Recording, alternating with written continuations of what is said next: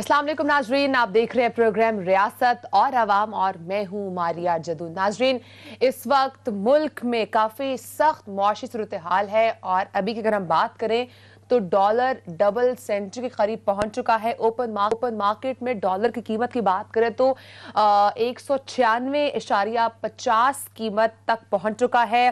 पाकिस्तान में stock market में मंदी देखने में आ रही है। सिर्फ 20 मिनट के अंदर नाजरीन, सिर्फ 20 मिनट के अंदर मार्केट में 1000 पॉइंट्स की कमी हुई है।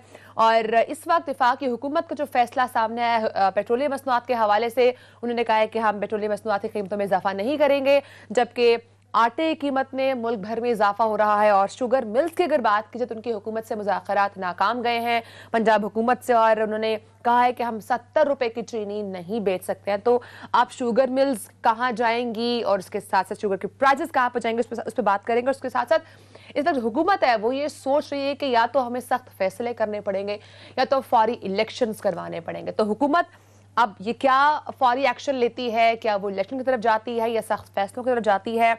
इस वक्त हुकूमत ने मुख्तलिफ जमातों के साथ, हुकूमती जमातों के साथ, इत्तेहादियों के साथ जो है वो उन्होंने सर भी जोड़े हैं। MQM ने एक राय दी है। MQM ये कह रही है कि इंतखाबी इस्लाहात आप 7 दिनों के अंदर करवा कर फौरी इंतखाबात करवाएं। अब MQM की इस तजवीज़ पर हुकूमत अमल करती है नहीं करती, क्योंकि इस वक्त पाकिस्तान पीपल्स पार्टी का एक स्टांस है, वो ये कह रहे हैं कि हमें इंतखाबी इस्लाहात चाहिए, अगर वो होंगी तो ही हम इलेक्शन में जाएंगे, अदरवाइज हम इलेक्शन जाने के लिए रेडी हैं। तो अब वजीर आजम शहबाज शरीफ साहब के दौरा लंदन में आखिर क्या तय पाया है और अब वो क्या आगे स्ट्रैटेजी अपनाएंगे, उस पर बात करेंगे। और उसके साथ साथ नाज़रीन, प्रोग्राम के आखिर हिस्से में बात करेंगे मुस्लिम लीग नून के जो अंदर से इलेक्शन की आवाज आ रही है, वहीं पर इस वक्त पावर शो कर रहे हैं इमरान खान साहब। सवाबी में आज उनका जलसा था, काफी बड़ा पावर शो था।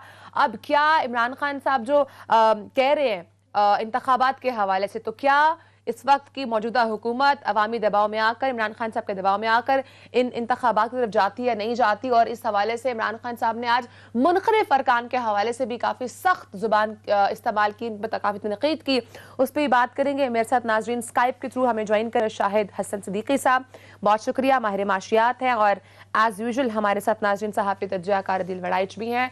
डॉक्टर साहब, सबसे पहले आपकी तरफ आऊँगी। इस वक्त अगर हम मईशत की बात करें तो मईशत हमें दलदल में जाती हुई दिखाई दे रही है। पाकिस्तान के हालात बहुत ख़राब हैं, सब चीज़ें महंगी हो रही हैं। पेट्रोल की बात करें, पेट्रोल की प्राइसेस बढ़ रही हैं, लेकिन हुकूमत ये फैसला कर रही है कि हमने नहीं बढ़ानी। तो इसका क्या नुकसान हो सकता है मुल्क को? और डॉलर की प्राइस है वो भी इस वक्त डबल सेंचुरी के करीब पहुंचने लगी है। तो ये किस तरह से हुकूमत ये चीज़ों को हैंडल करेगी? ये क्या खौफजदा फैसले इस वक्त आवाम के लिए सामने आने लगे हैं? देखिए, इसके कई पहलू हैं, क्योंकि आपने कई नुकात एक साथ। पहले मैं आपसे ये बताता हूं कि ये मसला खराब, ये खराब इसलिए हुआ कि पहले तो इमरान खान साहब ने 28 फरवरी को ये कहा कि जो 21 माह के बाद IMF का प्रोग्राम मुअत्तल रहा था, उन्होंने ये कहा कि जो फायदा हम 21 महीने के बाद किया था हम उसको तोड़ रहे हैं। और हमने उनसे तहरीरी तौर पर यह मुआहदा किया था कि हम पेट्रोलियम मसनूआत की कीमतें बढ़ाएंगे, बिजली के नर्ख बढ़ाएंगे। अब उन्होंने कहा कि हम कम कर रहे हैं, जून तक मुंजमद करेंगे। उसका नतीजा क्या हुआ कि जो अगले चंद दिनों में $1 अरब की किस्त हमें मिलनी थी वो उन्होंने रोक दी और आपका हमारा प्रोग्राम मुलतवी हो गया। फिर हमारे जो मुफ्ता इस्माइल साहब हैं, उनको शायद तजर्बा नहीं था, उन्होंने प्राइम मिनिस्टर साहब से कहा कि जी आप सऊदी अरब से जाके पैसे मांग लें और UAE से मांग लें। मैंने अपनी जो किताब है 2012 में दहशतगर्दी सियासत मईशत, उसमें ये लिखा था कि उस वक्त भी सऊदी अरब और UAE ने कहा था कि हम आपको पैसे जरूर देंगे, लेकिन IMF के प्रोग्राम में जब आप आ जाएंगे उसके बाद देंगे। तो गए वहीं, वो उनको जवाब मिल गया कि जी आप IMF से मामला तय करें तो हम आपको पैसे दे देंगे। इसका मतलब ये हुआ कि जब ये IMF के साथ प्रोग्राम मामला तय कर लेंगे तो हमें $1 अरब की किस्त मिलेगी। उसके बाद सऊदी अरब हमें पैसे देगा, उसके बाद UAE हमें पैसे देगा, उसके बाद चीन हमें पैसे देगा, कर्जे, और हम दुनिया में जाएंगे, बॉन्ड्स इशू कराएंगे और कर्जे ले लेंगे। उससे ये होगा कि रुपए की कदर में आर्जी तौर पर बेहतरी आएगी। ये जो अचानक बढ़ रहा है, खासतौर से 185 के बाद जो बढ़ा है ना, ये रिवर्स हो जाएगा। ये जो हमारे रिजर्व्स हैं, स्टेट बैंक के रिजर्व्स, वो अगर आप देखें अगस्त से अब तक $10 अरब गिर गए हैं, $10 बिलियन गिरे हैं। वो क्यों गिरे हैं कि जो शौकत तरीन साहब थे, उन्होंने ये किया कि बेतहाशा इंपोर्ट्स हुई हैं। जुलाई से अप्रैल तक अगर मैं आपको बताऊं 65 बिलियन डॉलर की आपने इंपोर्ट्स कर ली, $65 अरब। ये पिछले साल की इसी मुद्दत से $21 अरब ज्यादा है। कोई उनसे ये पूछे कि 1 बिलियन के लिए तो आप IMF के पास खुशामद कर रहे हैं, और आपने 10 महीने में 21 अरब डॉलर की इंपोर्ट्स गैर जरूरी तौर पर बढ़ा के पाकिस्तान की मईशत को तबाह कर दिया। आपका तिजारती खसारा 39 बिलियन डॉलर हो गया, जो तारीख में सबसे ज्यादा, और करंट अकाउंट आपका 18 अरब डॉलर पे जा रहा है, रिजर्व्स गिर गए, रुपए की कदर गिर गई। तो ये तो आपने जानबूझकर अशराफिया को नवाजने के लिए जो इम्पोर्टर्स हैं वो कमा रहे हैं, और या जो भी आप कहें कि अमेरिका का न्यू ग्रेड वेव का मकसद था वो पूरा किया, आपने तबाह किया। और उसके बाद 28 फरवरी को इन्होंने कर दिया, हमें आके फंसा दिया। लेकिन IMF जो है वो, हमारे पास अब कोई रास्ता नहीं है। लेकिन ये कहना कि हम दिवालिया हो रहे हैं, ये गलत है, गैर जिम्मेदारी बात कर रहे हैं। जो ये कह रहे हैं कि हम डिफॉल्ट की तरफ जा रहे हैं, वो गैर जिम्मेदारी की बात कर रहे हैं। हुकूमत को गालियां दें, मुझे कोई एतराज नहीं है। मुल्क के लिए ऐसी खराबी की बातें ना करें जो हमारे मुल्क में खराबी नहीं है। बहुत ताकतवर मुल्क है, बड़ा मुल्क है, समंदरदार पाकिस्तानी है। CPEC में चाइना अफोर्ड ही नहीं कर सकता कि पाकिस्तान डिफॉल्ट के पास जाए, क्योंकि श्रीलंका में वो फंस चुका है। अगर खुदा न खास्ता हमें कोई मसला होता है तो अमेरिका कहेगा बिल्कुल करेंगे, सब करेंगे, सब करेंगे। आपको देखिए, उनके अपने मुफाद में, हमारे मुफाद में नहीं करेंगे। अगर खुदा न खास्ता हमें प्रॉब्लम आती है तो अमेरिका ये कहेगा ये CPEC की वजह से है, ये CPEC से आप निकलें, बंद करें इसको। यूरोपियन यूनियन भी कहेगा CPEC की वजह से है। उधर दुनिया कहेगी कि भाई आपने पहले श्रीलंका को फंसाया, अब आपने पाकिस्तान को फंसाया। तो जो बेल्ट एंड रोड इनिशिएटिव है, उनका 1000 अरब डॉलर का दुनिया भर, वो सारा बैठ जाएगा। तो उनके पास तो 3000 अरब डॉलर के पैसे पड़े हैं उनके पास रिजर्व। तो उनके लिए 5-6 अरब डॉलर देना कौन सा मुश्किल काम है, वक्त आएगा तो वो दे देंगे। लेकिन ये था कि हम खामखा शोर कर रहे हैं कि डिफॉल्ट डिफॉल्ट डिफॉल्ट, हम बुरान की कैफियत है, बहुत बुरी हालत है। एक तो ये बात है। लेकिन जो लोग ये कह रहे हैं कि पेट्रोल के दर बढ़ाए बगैर चारा नहीं है, उनके लिए मैं आपको हल बताता हूँ। ये झूठ बोलते हैं, अपने आप को धोखा देते हैं, कौम को धोखा देते हैं। मैं आपको जिम्मेदारी, मैंने ये बात जो दोबारा आपको बता रहा हूँ, जब इमरान खान साहब की हुकूमत थी तो मैंने वो हल एक बताया टीवी प्रोग्राम में। तो एक इनके सीनियर सेनेटर बैठे थे, उन्होंने बात को घुमाया। मैंने कहा जी रुक जाए, आप या तो कहें हाँ या नहीं। तो उन्होंने कहा ये जो आप कह रहे हैं सही है, हो सकता है, मगर इतने ताकतवर तबके हमें कह रहे हैं मत करो, हमें भी तो इस मुल्क में रहना। हुआ ये था, इमरान खान साहब ने 2019 में एक टैक्स एमनेस्टी दी थी।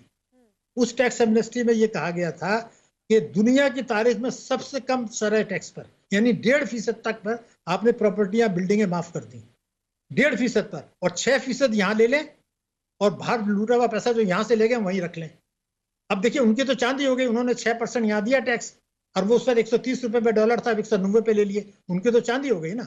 आप खेल तो उनके लिए कर रहे हैं। तो हमने ये कानून बनाया था इमरान खान साहब ने कि जो इससे फायदा नहीं उठाएंगे, जो असासे पाकिस्तान के अंदर मौजूद हैं, जो हुकूमत की दस्तरस में हैं, जो चोरी के पैसे के हैं, जिस पर इनकम टैक्स नहीं दिया, हम उससे इनकम टैक्स वसूल कर लेंगे।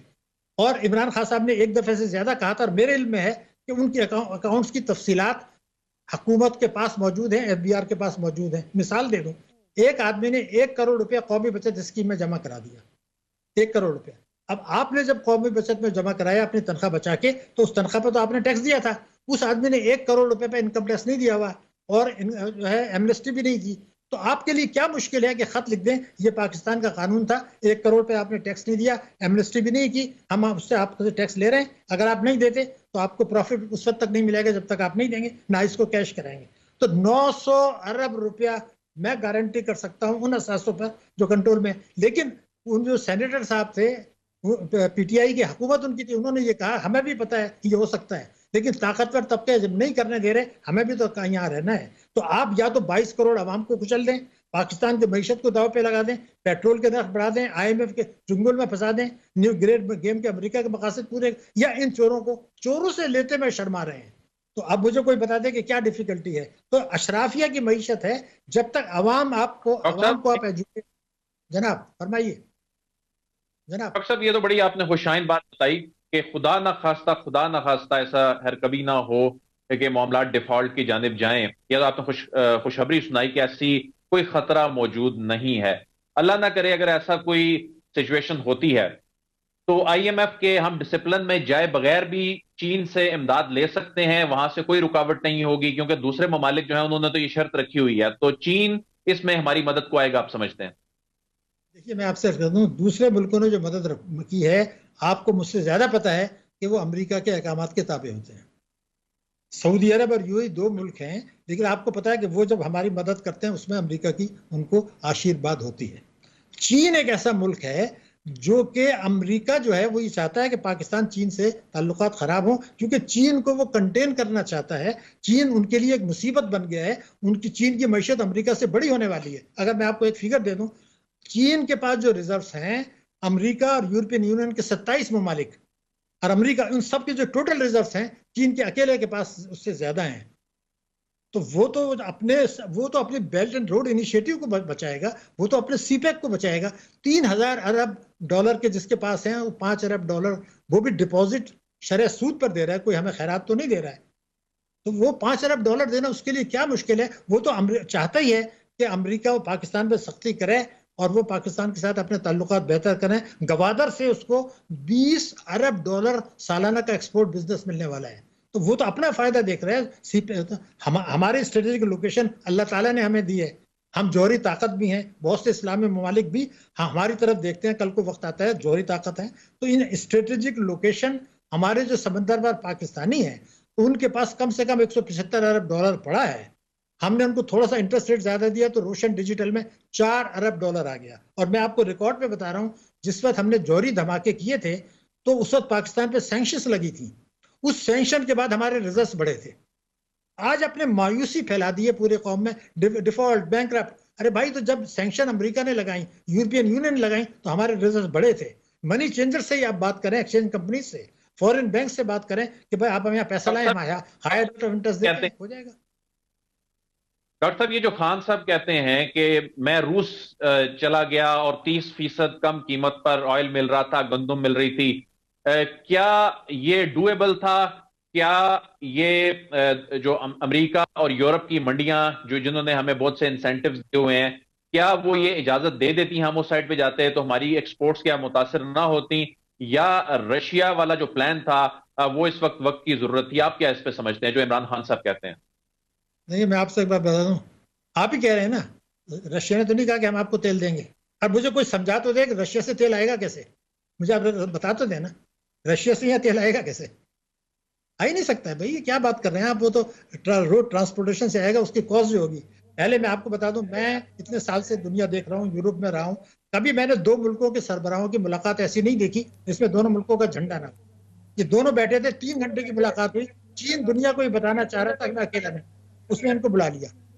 कोई मुश्तरका ऐलान नहीं हुआ, कोई मुआहिदा उसने नहीं किया आपको देने का। मैं आपको पूरी जिम्मेदारी से बता रहा हूँ, कोई तेल देने का ना मुआहिदा किया। और उसकी जो ट्रांसपोर्ट की कॉस्ट इतनी होगी, क्योंकि कैसे आप लाएंगे, मुझे आप बता दीजिए, रूस से यहाँ आएगा कैसे? कुछ नहीं था। ये उन्होंने बहुत बाद में, और मैं आपको उसका सबूत दे दूं, जो हमारे अजहर साहब है ना, उन्होंने 30 तारीख को खत लिखा है कि एक्सीलेंसी आपने हमारे साथ ये मुआहिदा किया है। तो आप तो फरवरी में गए थे, वो लेटर जो है जब आपकी हुकूमत जारी थी उस वक्त क्यों आप लिखा? मैंने खुद वो लेटर देखा है। ये तो अगर कोई मुआहिदा होता है तो मुश्तरका एलानिया होता है, तो पहले फीजिबल नहीं है, वहां से ट्रांसपोर्ट हो ही नहीं सकती नॉर्मली। यहाँ पर उन्होंने कोई मुआहिदा नहीं किया, कोई ऑफर नहीं दी। ये तो उन्होंने कहानी 1 महीने के बाद सुनाई, जबकि इनको जो है वो नो कॉन्फिडेंस मोशन नजर आ रही थी, वरना कई हफ्ते तक तो उसका जिक्र नहीं किया। जैसे मैंने आपको बताया, यहाँ से जो खत गया है वो 30 मार्च को गया है, मेरे पास उसकी कॉपी है। आप गए थे फरवरी में। तो ये कहानी है अपनी, जिस तरीके से और बातें होती हैं सियासी। डॉक्टर साहब, आप इससे अंदर निकलना कैसे होगा? जिस तरह रोजाना की बुनियाद पे स्टॉक मार्केट जिस तरह आज भी पहले 15 मिनट में नेगेटिव में चलेगी, 1000 पॉइंट जो है ये नेगेटिव उसमें चली गई। डॉलर रोजाना की बुनियाद पे रिकॉर्ड बना रहा है। ये सूरत हाल आपको जाती कहां नजर आ रही है? आखिर ये मामला थमेगा कहां जाकर? आप कोई सजेशन अगर गवर्नमेंट को देना चाहें, इस वक्त सबसे बड़ा चैलेंज ही हुकूमत के लिए मुआशी चैलेंज है। देखिए, मैं आपको पहले ही बता दूं कि ये 200 टच नहीं करेगा। मैं आपको पूरा बता रहा हूँ, ये खेल खत्म हो गया। जो कुछ हो गया, ये IMF से पैसे मिलेंगे और मैं आपको बताऊं रिवर्स होगा बिल्कुल। मैं आपको स्टैम्प पेपर पे दे सकता हूँ। ये सट्टेबाजी हो रही है, ये ड्रामा क्रिएट किया जा रहा है। मैंने आपसे बताया कि जो 6% पे जिन्होंने चोरी का पैसा वो कराया था, उनकी तो जिंदगी चांदी हो रही है ना, उनके मजे आ गए। ये तो आपने मसनूई एक बहरान पैदा किया है, सट्टेबाजी भी हो रही है, लोग कमा रहे हैं। जैसे ही आपको सऊदी अरब पैसा देगा, पहले IMF देगा, सऊदी अरब देगा, यूएई देगा, चाइना देगा, इंटरनेशनल बॉन्ड इशू करेंगे, ये पैसे आने शुरू होंगे, ये आपको ये वापस जाएगा। ये आर्जी तौर पर उठाया गया। मैं ये नहीं कहता रुपया मजबूत हो जाएगा, ये जो कुछ मसनूई तौर पर गिराया जा रहा है ये रिवर्स होगा। मैं ये नहीं कहता मईशत बेहतर हो जाएगी, बुहरान खत्म हो जाएगा, क्योंकि हम ये 23वें डॉक्टर साहब आपने बात की कि मुल्क को आईएमएफ के चुंगल में फंसा दिया है, और दूसरी तरफ आपने ये बात भी की कि China is there to support us, why? Because of CPEC. तो फिर हम चाइना की तरफ क्यों नहीं जाते हैं? हम बार बार क्यों सऊदी अरब की तरफ, यूएई की तरफ और आईएमएफ की तरफ जा रहे हैं? बिकॉज हमें पता है कि वो सऊदी अरब या यूएई की बात करें तो वो तभी कहेंगे, तभी हमें कर्ज देंगे भी कर्जा, जब तक हम आईएमएफ के डिसिप्लिन में या उनके प्रोग्राम में नहीं जाते। तो हम चाइना के पास डायरेक्टली क्यों नहीं जा रहे? देखिए, चाइना वो सब नहीं कर सकता जो अमेरिका कर सकता है। मैं आपको बताऊं, आपके पास जो 30 अरब डॉलर की रेमिटेंसेज आ रही हैं, 30 बिलियन डॉलर्स, उसमें सबसे ज्यादा सऊदी अरब, number 2 UAE, number 3 America, number 4 बरतानिया। ये चार ही अमेरिका की ताबे हैं। ये तो आपका 68 पर 70% तो ये है। तो ये चाइना से तो रेमिटेंस नहीं आती ना। ये जो 30 अरब डॉलर की है, इसका 70% इन चार मुल्कों से है जो अमेरिका कंट्रोल करता है। हमारी एक्सपोर्ट जो है वो अमेरिका को और यूरोपियन यूनियन को है। मैं आपको बता दूं, चाइना को इतनी नहीं है। चाइना को हमने 70 अरब डॉलर 70 अरब डॉलर चाइना को हमने पे कर दिया है पिछले चंद वर्षों में। उनकी इंपोर्ट्स हम उनसे कर रहे हैं, वो एक्सपोर्ट हमारी होती नहीं है। हम अमेरिका को जो कर रहे हैं वो हमारी एक्सपोर्ट ज्यादा है। हम यूरोपियन यूनियन को जो कर रहे हैं हमारी एक्सपोर्ट ज्यादा है। तो आईएमएफ जो हमें कर्ज देता है, वर्ल्ड बैंक जो देता है, एशियन डेवलपमेंट बैंक जो देता है, इस्लामिक डेवलपमेंट बैंक जो देता है, रेमिटेंसेस जो आती हैं इंटरनेशनल मार्केट, ये चाइना तो नहीं दे सकता। चाइना तो मैंने आपको बताया उनके पास रिजर्व्स हैं, वो आपको दे सकता है कुछ। अगर आप में हिम्मत होती तो आप भाषा डैम उनसे बनवा लेते, तो आपने नहीं बनवाया। लेकिन इस वक्त हमारी जो मईशत है, अमेरिका और मैं, अल्लाह ताला मुझे माफ करे, जिस तरह हमने अपनी मईशत को चलाया है।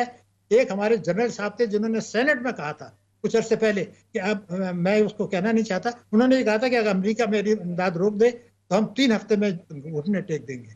मैं ये नहीं कहता घुटने टेक देंगे, लेकिन जब आपकी रेमिटेंसेस वहीं से आ रही है, अगर अमेरिका चाहे तो आपके सऊदी यूएई से आपके रुकवा देगा। वो कहते हैं उसको ग्रे लिस्ट में डाल दिया, अभी हमारी वजह से डाला है यूएई को ग्रे लिस्ट में। दूसरे ये कि हमारी एक्सपोर्ट यूएई रोक देते हैं, तो ये पैसा तो सारा वहीं से आ रहा है। चीन तो है, चीन कभी भी सब्सिट्यूट नहीं होगा इस वक्त, अभी अगले 10-20 वर्षों में अमेरिका का, बरतानिया का। हम, लेकिन मैं एक बात और बताना चाहता हूँ आपके जवाब में। हिंदुस्तान ने 1991 30 साल हो गए आईएमएफ के पास नहीं गया, और इन 3 वर्षों में हम 11 दफे गए। 93 से हम 7 दफे गए। हिंदुस्तान टैक्स एमनेस्टी लेकर आया, उसने कहा 45% टैक्स दो। इमरान खान साहब लेके आए, उन्होंने कहा 1.5% दो। हम अपनी इनकम पर 35% देते हैं, चोर 1.5%। भारत 45% एमनेस्टी लाया। भारत ने 1000 का नोट जो है कह दिया ये कैंसिल हो गए। तो वो अशराफिया। डॉक्टर साहब, इस वक्त तो महंगाई की सूरत हाल है, कुछ चीजें तो ऐसी हैं जो अभी की हुकूमत से लिंक की जा सकती हैं, लेकिन अचानक एक महीने के अंदर अंदर अशियाए खुर्दोनोश की कीमतों में इजाफा हो गया, आटा महंगा हो गया, चीनी महंगी हो गई, पोल्ट्री मसनूआत महंगी हो गई। ये अचानक आप क्या समझते हैं कैसे हुआ? ये इनका ताल्लुक गवर्नेंस से है, या ये चीजें डॉलर से इंपैक्ट हो रही हैं, या कोई और मामला है? देखिए, अब गेहूं तो आप इंपोर्ट करने जा रहे हैं ना, गेहूं तो आप इंपोर्ट करने जा रहे हैं अभी भी। एक तो ये हमारी रुपए की कदर जो है 75 अरब डॉलर की आपकी इंपोर्ट्स हैं, ठीक है। आपने मई से अब तक 152 से 194 पर आपके 40 रुपया, जरा 75 अरब डॉलर पर 40 रुपया डॉलर अब पे बढ़ता है। हुकूमत को कस्टम ड्यूटी तो मिल गई, मगर मार्केट में जो इम्पोर्टेड कॉस्ट है वो तो बढ़ गई। तो ये सारी चीजें आई, बखीर अंदोजी भी हो रही है, मुनाफाखोरी भी हो रही है, स्मगलिंग भी हो रही है, यहाँ से गेहूं भी स्मगलिंग हो रही है, और लोकल हुकूमतें वो अपने चक्कर में पड़ गई। मैं तो आपको बताऊं, जो अभी हम डिस्कशन कर रहे हैं, एक इतना बड़ा नुकसान होने जा रहा है पाकिस्तान को, किसी को होश ही नहीं है। वो होश ये है कि ये अभी जजमेंट आया है, मैं इसी आपके सवाल के जवाब में कर रहा हूँ। फेडरल शरीयत कोर्ट ने एक जजमेंट दिया कि सूद के ऊपर। मैं चेयरमैन हूँ research institute of Islamic banking का, और जो सुप्रीम कोर्ट में जब केस चला था, मैंने उनको जो है उनकी रिक्वेस्ट पर 5-6 घंटे की ब्रीफिंग दी। जो ये जजमेंट आया है, अब हुकूमत इनमें लगी हुई है। उस जजमेंट को अगर चैलेंज नहीं किया गया तो इस सदी के आखिर तक पाकिस्तान में इस्लामिक बैंकिंग नहीं होगी। मैं स्टैम्प पेपर में दे सकता हूँ। वो उसमें उनको पता ही नहीं था उन्होंने क्या जजमेंट दे दिया। कोई तो, किसी को होश ही नहीं है। जमात इस्लामी वाले कह रहे हैं जी सूद को हराम करार दे दिया। भाई, सूद को हराम तो करार दे दिया, लेकिन उस जजमेंट में जो कुछ कहा गया है, इस सदी के आखिर तक अब हुकूमत को सोचने का टाइम ही नहीं, वो इसमें लगे हुए। इस्लामिक बैंकिंग सदी के आखिर तक ठीक नहीं है। होगी। ये जो बिलासूदी इस्लामिक बैंकिंग है, बैंकिंग के 20 हवाले से इंस्पेक्टर डॉक्टर साहब आपसे हम किसी शो में दोबारा भी आपको लेंगे और उस पर डिटेल से बात करेंगे कि ये क्या मामला है और इस पे किस तरह से चीज़ों को देखा जा सकता है, लुक आफ्टर किया जा सकता है। बहुत शुक्रिया सर, आपने प्रोग्राम को टाइम दिया। नाज़रीन, हमारे साथ माहिर मौत डॉक्टर शाहिद हसन सिद्दीकी साहब थे। ब्रेक का टाइम हुआ है यहाँ पे नाज़रीन। ब्रेक के बाद इस वक्त जो करंट पॉलिटिकल सिचुएशन है और जो मुआशी सूरत हाल है, इन दोनों को मद्देनजर रखते हुए हुकूमत क्या सोच रही है, हुकूमत ने क्या स्ट्रैटेजी आगे रखनी है, ब्रेक के बाद से बात करेंगे। साथ ही रहिएगा।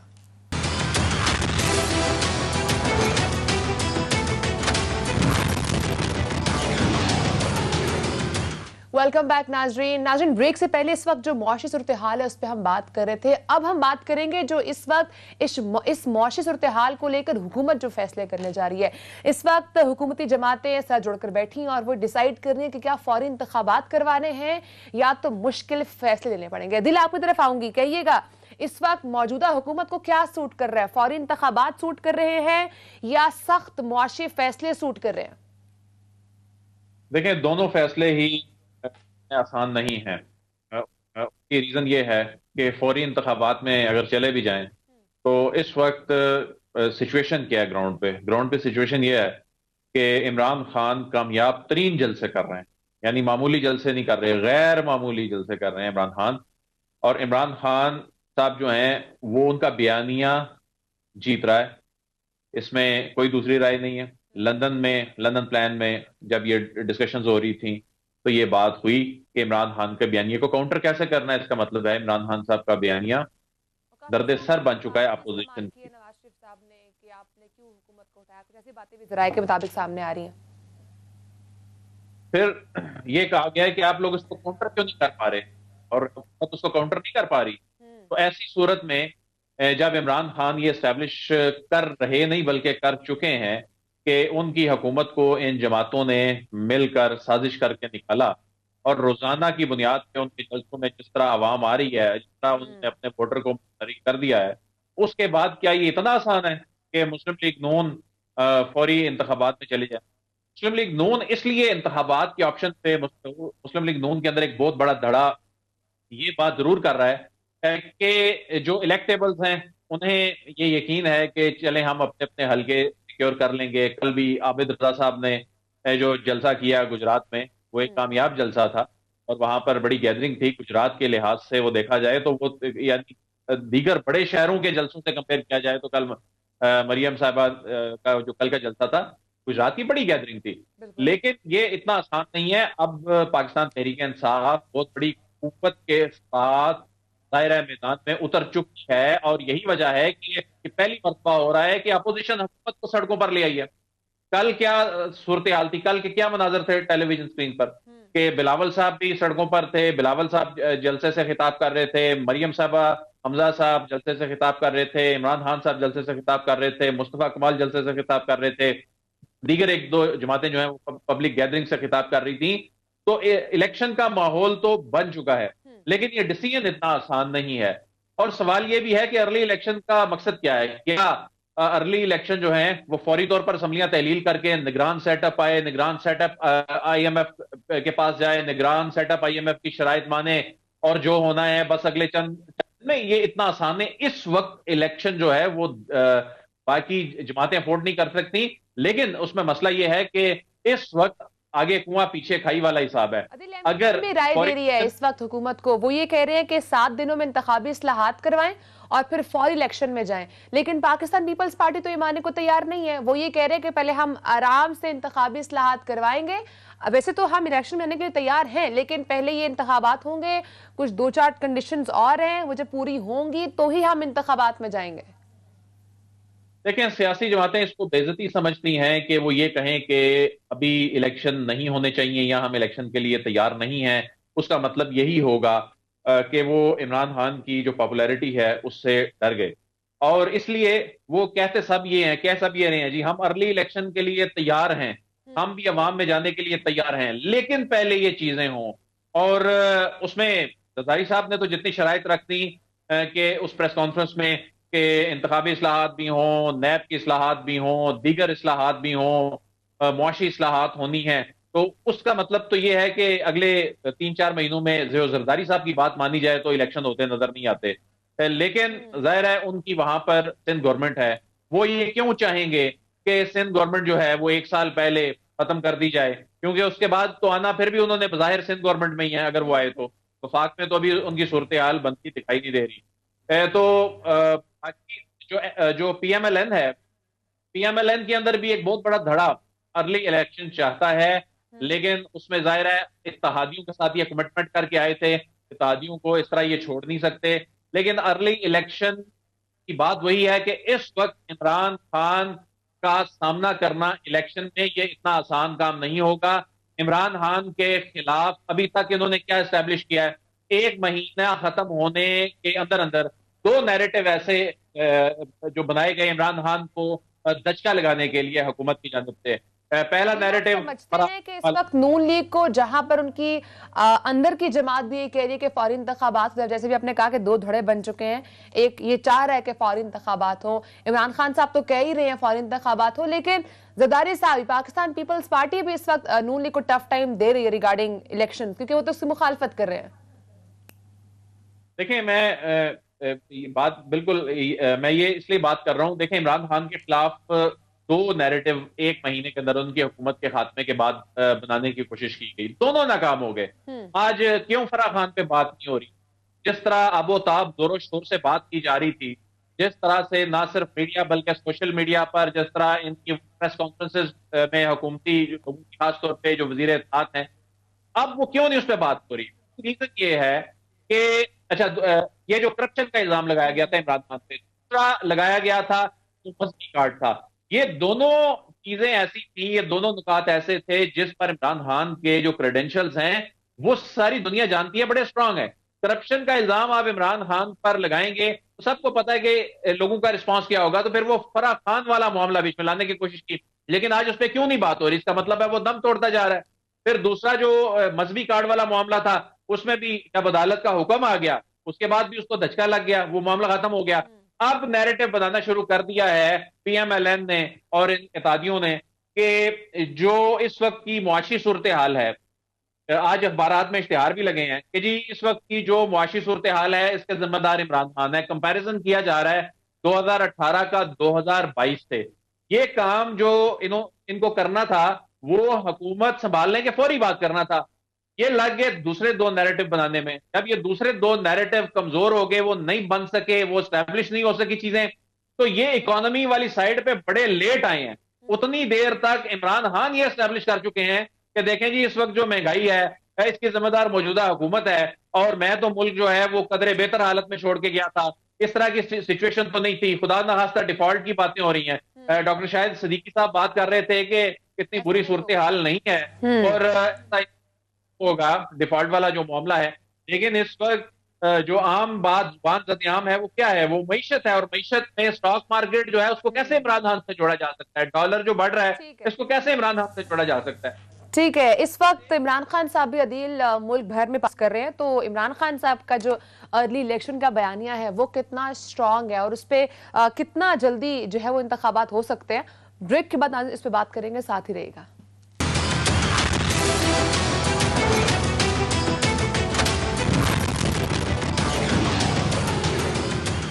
वेलकम बैक नाज़रीन। इस वक्त इमरान खान साहब मुल्क में बड़े पावर शोज कर रहे हैं। आज का उनका जलसा सवाबी में काफ़ी बड़ा था नाज़रीन, और आज के जलसे में उन्होंने मुनखद अरकान के बारे में क्या कहा, पहले हम ये सुन लेते हैं और फिर उससे बात करते हैं।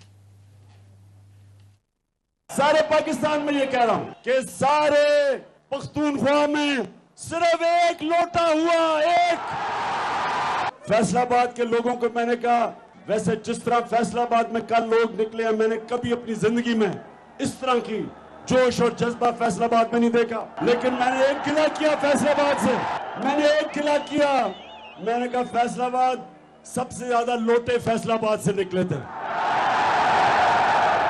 और उन्होंने मेरे से वादा किया कि एक भी लोटा अगला इलेक्शन फैसलाबाद से नहीं जीतेगा इंशाल्लाह। अब सारे पाकिस्तान को पता है कि लोटे कौन थे, लेकिन इलेक्शन कमीशन को नहीं अभी तक समझ आ रही लोटों की। इलेक्शन कमीशन सारी दुनिया के सामने वो लोटे हुए हैं, लेकिन इलेक्शन कमीशन नुक्ते ढूंढ रहा है किसी तरह उनको बचाने के लिए। अगर आपसे बच भी गए, पाकिस्तान की आवाम से ये नहीं बचेंगे इंशाल्लाह।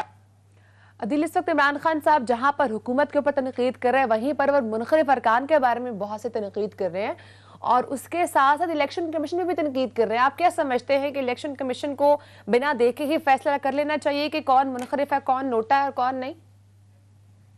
अदील, आपको अगर मेरी आवाज आ रही है तो मैं आपसे जानना चाह रही हूँ कि इस वक्त इमरान खान साहब जो स्वाबी में आज उन्होंने पावर शो किया, उसमें उन्होंने चोरों के हवाले से बात की, गुलामी के हवाले से बात की और उसके साथ साथ नाज़रीन उन्होंने ये भी कहा कि जो मुनखरिफ अरकान है, एक तरफ जहां पर उन्होंने स्वाबी के लोगों को और केपीके के लोगों को बोला कि वहां के लोग सबसे ज्यादा इखलाकियात के लिहाज से और वफादारी के लिहाज से सबसे ऊपर थे, वहां चूंकि एक लोटा निकला। लेकिन फैसलाबाद के बारे में उन्होंने कहा कि वहां पर बहुत सारे लोटे निकले। उन्होंने कहा कि मैंने ये फैसलाबाद के अवाम को कहा भी है कि आपसे गिला है कि वहां पर सबसे ज्यादा लोटे निकले और इस हवाले से उन्होंने ये भी कहा है कि फैसलाबाद के अवाम ने उनसे वादा किया है कि वहां कोई भी लोटा नहीं जीतेगा। और उन्होंने जहां पर मुनखरिफ अरकान के हवाले से, अदील अगर आपको मेरी आवाज आ रही तो कहिएगा कि उन्होंने काफी उनके बारे में तनकीद किया, लेकिन उसके साथ साथ उन्होंने इलेक्शन कमीशन को भी तनकीद का निशाना बनाया। आप ये समझते हैं कि जायज है? क्योंकि इस वक्त इलेक्शन कमीशन तो प्रोसेस के तहत चलेगी, एक लॉ के तहत चलेगी, उसके पास कुछ प्रूफ्स होंगे, उस बेस पे वो एनालिसिस करके जो है वो फैसला देंगे।